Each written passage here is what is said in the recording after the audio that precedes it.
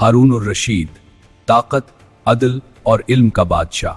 जब दुनिया जहालत के अंधेरों में थी, तब एक शहर इल्म की रोशनी बन चुका था, और इस शहर पर हुकूमत करता था एक ऐसा बादशाह जो तख्त पर भी आजिज था। वो था हारून और रशीद। हारून और रशीद शाही खानदान में पैदा हुए, लेकिन उनकी परवरिश सिर्फ महलों में नहीं हुई। अल्लाह के नाम से। बेटा, असल ताकत इंसाफ है। 786 ईस्वी में हारून और रशीद खलीफा बने। ये सिर्फ हुकूमत नहीं थी, ये एक भारी जिम्मेदारी थी। हारून और रशीद रातों को भेस बदलकर शहर की गलियों में निकलते हैं। मेरे बच्चे भूखे हैं। अगले दिन उस घर में मदद पहुंच गई, क्योंकि उनके नजदीक अदल सबसे बड़ी इबादत थी। हारून और रशीद जानते थे, कौमें तलवार से नहीं इल्म से बनती हैं।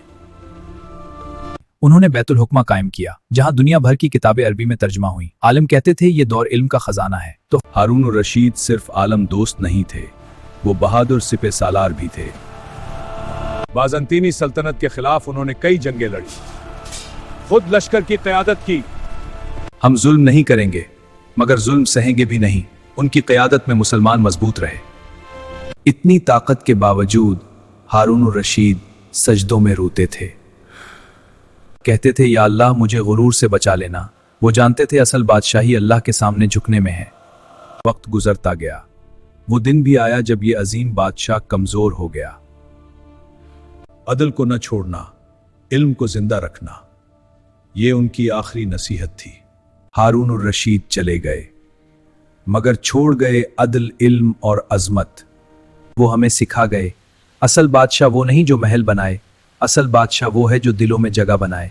अगर आपको ये डॉक्यूमेंट्री पसंद आई हो तो लाइक करें, सब्सक्राइब करें और शेयर करें, ताकि हम मजीद सच्ची तारीखी कहानी आप तक पहुंचाते रहें। अल्लाह हाफिज।